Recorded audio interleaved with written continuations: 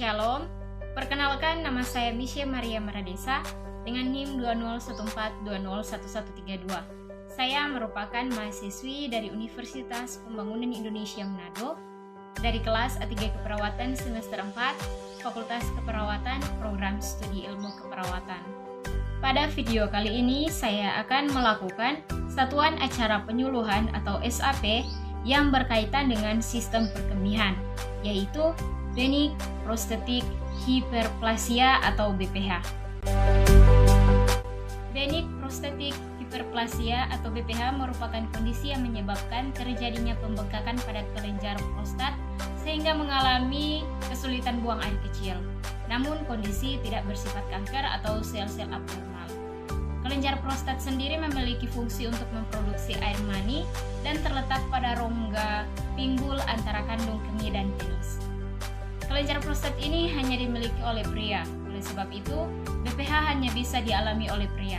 Dalam kebanyakan kasus BPH, umumnya kondisi ini lebih sering terjadi pada pria di atas usia 50 tahun.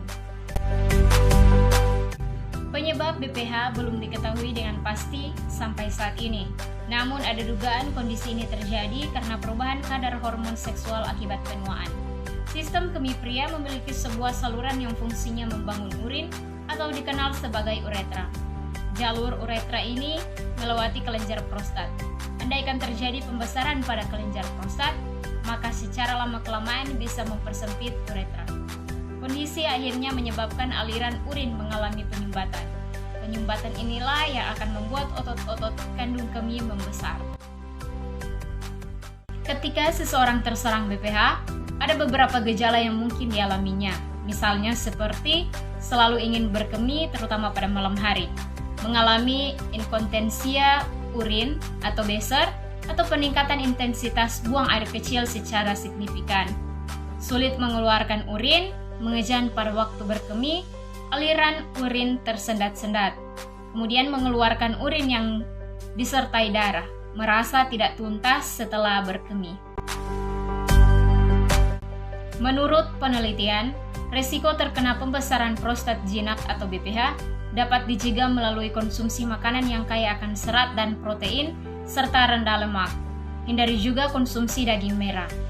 Makanan berserat tinggi antara lain kacang hijau, beras merah, brokoli, gandum, kubis, lobak, bayam, apel, dan gandum. Sedangkan makanan berprotein tinggi antara lain ikan, telur, kacang, kedelai, dada ayam, susu rendah, lemak, dan keju. Halo para generasi bangsa, Anda masih bingung mencari tempat kuliah? Mau mencari tempat kuliah yang terjangkau dan fasilitas yang memadai dengan tenaga pendidik yang profesional? Mari bergabung bersama kami di Universitas Pembangunan Indonesia Manado. Universitas Pembangunan Indonesia Manado atau disingkat dengan UNPI adalah salah satu perguruan tinggi swasta di Manado yang berdiri pada tanggal 2 Oktober tahun 2000 yang terletak dekat dengan kawasan bisnis Bahu Mall Manado, tempatnya di Kelurahan Bahu, Lingkungan 3, Manado.